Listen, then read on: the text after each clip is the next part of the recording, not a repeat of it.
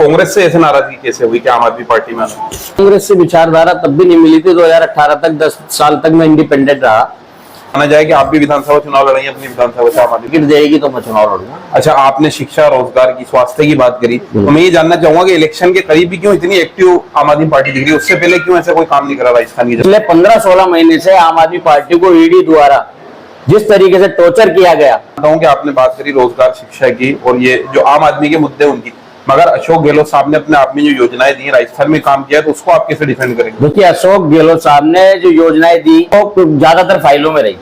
पप्पू कुरैशी जी, जो एग्रेशन और जो एक मुखालिफत भी दूसरी पार्टियों के आपके अंदर दिख रही है, तो ऐसा ही क्यों चुनाव के करीब ये देखने को मिला? इससे पहले क्यों नहीं? आप मेरी सोशल मीडिया देखिए, मैं शुरू से ही, मैं कांग्रेस में रहकर भी मैंने आवाज उठाई है कि अगर आज की इस एपिसोड में हम हैं जनाब पप्पू कुरैशी साहब के साथ, जो राजस्थान की राजधानी जयपुर से आते हैं, और जयपुर की पॉलिटिक्स में मुस्लिम चेहरा अगर देखें तो आपका बड़ा नाम है। आप पहले कांग्रेस से टच में थे, आपके भाई भी कांग्रेस से पार्षद हैं, और आप अब आम आदमी पार्टी में हैं। टोक में आज आम आदमी पार्टी की सभा है जिसमें आप तशरीफ लाए हैं।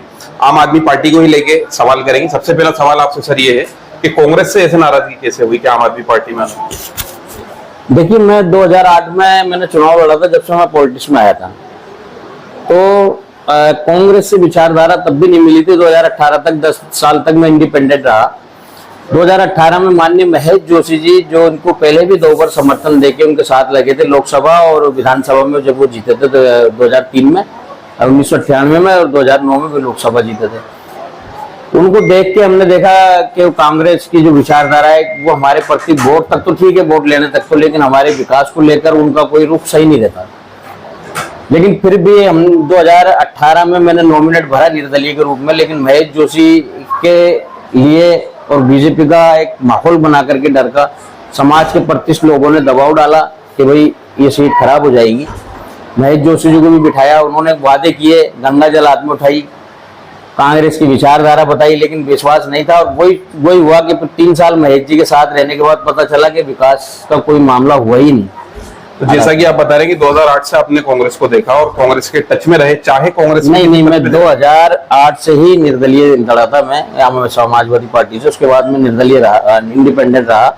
मेरी कांग्रेस से विचारधारा कभी नहीं मिली, क्योंकि मैं बचपन से देखता था कि ये जब हम इस पार्टी को इतने बड़े वोट तादाद में दे देते हैं, तो हमारे एरिया में स्कूल, रोड, लाइट, नाली, पार्क, ये क्यों नहीं देती है सरकार जिसको हम वोट देते हैं? तो इसलिए मेरी शुरू से ही कांग्रेस से जुड़ाव नहीं था। लेकिन 2018 में कांग्रेस ज्वाइन की थी, माननीय महेश जोशी को समर्थन देके उनको जिताया भी, उनके साथ लग के, और फिर भी 3 साल उन्होंने निकाल दिए, कोई काम नहीं किया। उनसे फिर मेरा इस चीज पे, विकास के मुद्दों पे विरोध हुआ, और विरोध होने के बाद पिछले 2 साल से मैं विकास के मुद्दों पे, जनता के हित में लगातार कांग्रेस के कई बड़े नेताओं से, कांग्रेस सरकार से, माननीय महेश जोशी से विकास के मुद्दों पे मेरा संघर्ष रहा। मैंने जनता के हित में लड़ाई लड़ता रहा, और मैंने देखा कि भाई अगर हम तीसरा कोई विकल्प चुने, जैसे कि हमारे लोग बीजेपी में वोट डालते नहीं है, तो तीसरा कोई विकल्प हो तो कौन सा है? तो फिर देखने को मिला कि भाई आम आदमी पार्टी ऐसी है जिसने एक देश में विकास का मॉडल करके दिखाया है। जैसे कि आज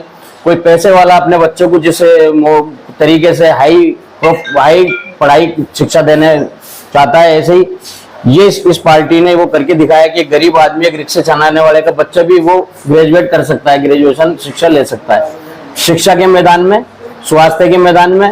और जो काम आम आदमी पार्टी ने करके दिखाया, और वो जाति की बात नहीं करती, हिंदू मुसलमान की बात नहीं करती, तो अब लगा कि अब अपने को इस पार्टी में जाना है। तो ये माना जाए कि आप भी विधानसभा चुनाव लड़ेंगे अपनी विधानसभा से, आम आदमी पार्टी? जी बिल्कुल, मैं, अगर पार्टी मुझे टिकट देगी तो मैं चुनाव लड़ूंगा। अच्छा, आपने शिक्षा, रोजगार की, स्वास्थ्य की बात करी, तो मैं ये जानना चाहूंगा कि इलेक्शन के करीब भी क्यों इतनी एक्टिव आम आदमी पार्टी दिख रही है? उससे पहले क्यों ऐसा कोई काम नहीं करा राजस्थान की? देखिए, आम आदमी पार्टी पिछले 2 साल पहले राजस्थान में आ गई थी, लेकिन हालांकि मैं भी अभी जुड़ा हूँ, लेकिन हम सब लोग जो है, सब पार्टियों का एक्टिविटी देखते हैं कौन क्या कर रहा है। इसलिए मैंने भी देखा, आपने भी देखा होगा, 2 साल पहले आ गई थी आम आदमी पार्टी, लेकिन पिछले 15-16 महीने से आम आदमी पार्टी को ईडी द्वारा जिस तरीके से टॉर्चर किया गया कि इसका दायरा दिल्ली से भी खत्म किया जाए, बाहर तक ना फैले, तो कहीं ना कहीं इनको डेमोलाइज करने की कोशिश की गई, इनको रोकने की कोशिश गई, इनका दायरा सीमित रखने की कोशिश गई कि दिल्ली से आगे ना बढ़े। लेकिन पंजाब में लोगों की सरकार बनी।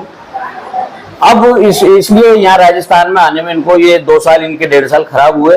और लेकिन मेरा ऐसा मानना है अभी पिछले 8-10 दिन 15 दिन से जिस तरीके से डेली प्रतिदिन आदमी जुड़ रहा है आम आदमी पार्टी से, इसकी विचारधारा से, मेरा ऐसा मानना है जो लोग आज देश में स्वास्थ्य, चिकित्सा और रोजगार पे बात करना चाहते हैं, हिंदू मुस्लिम मंदिर मस्जिद पे नहीं जाना चाहते, वो लोग इस पार्टी से जुड़ रहे हैं और जुड़ेंगे।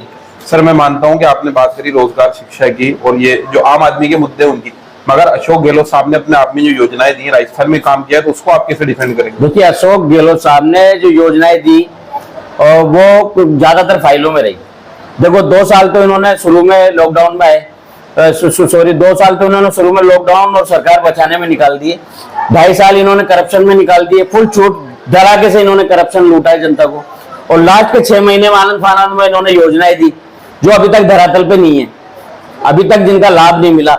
आप देखिए, ये कहते हैं English medium school, Mahatma Gandhi के लिए इंग्लिश मीडियम स्कूल हर कॉन्स्टिट्यूंसी में थी, लेकिन आप ये देखो उसको कागजों में तो दे दिया, लेकिन टीचर नहीं है पढ़ाने वाला। आप देखिए कई जगह पर अपने प्रदेश में ऐसी स्कूलें हैं जहां पिछले 15-20 साल से 4 कमरे या 3 कमरे या 5 कमरे हैं, वो नहीं स्कूल को 5वीं से 8वीं तो कर दिया, लेकिन 8 रूम ही नहीं उनके अंदर।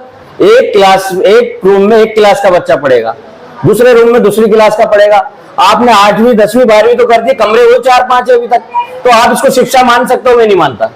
तो सॉरी, विकास मान सकते हो? मैं नहीं मानता। पप्पू कुरैशी जी, जो एग्रेशन और जो एक मुखालिफत भी दूसरी पार्टियों के आपके अंदर दिख रही है, तो ऐसा ही क्यों चुनाव के करीब ये देखने को मिला? इससे पहले क्यों नहीं? आप मेरी सोशल मीडिया देखिए, मैं शुरू से ही, मैं कांग्रेस में रहकर भी मैंने आवाज उठाई है कि अगर कांग्रेस को हम एक साइड वोट देते हैं, वन साइड वोट देते हैं, तो कांग्रेस हम पे ध्यान क्यों नहीं देती? आज ही नहीं, आप मेरी सोशल मीडिया खोल के देखना, मैं शुरू से बोलता हूँ। अच्छा, आखिरी सवाल टोक में आ जावा है, टोक विधानसभा को लेकर क्या मुद्दे हैं, किन चीजों पे आम आदमी पार्टी चुनाव लड़ेगी? देखिए, आम आदमी पार्टी के तो यही मुद्दे हैं, विकास हो, शिक्षा हो, स्वास्थ्य हो, रोड हो, बिजली हो, किरायों में कमी हो, बिजली फ्री हो, ये मुद्दे, नहीं मुद्दों पर आम आदमी चुनाव लड़ेगी। आम आदमी के ये विकास से संबंधित मुद्दे हैं, आम आदमी के जाति, धर्म, हिंदू मुस्लिम मंदिर मस्जिद, ये कोई मुद्दे नहीं है आम आदमी पार्टी।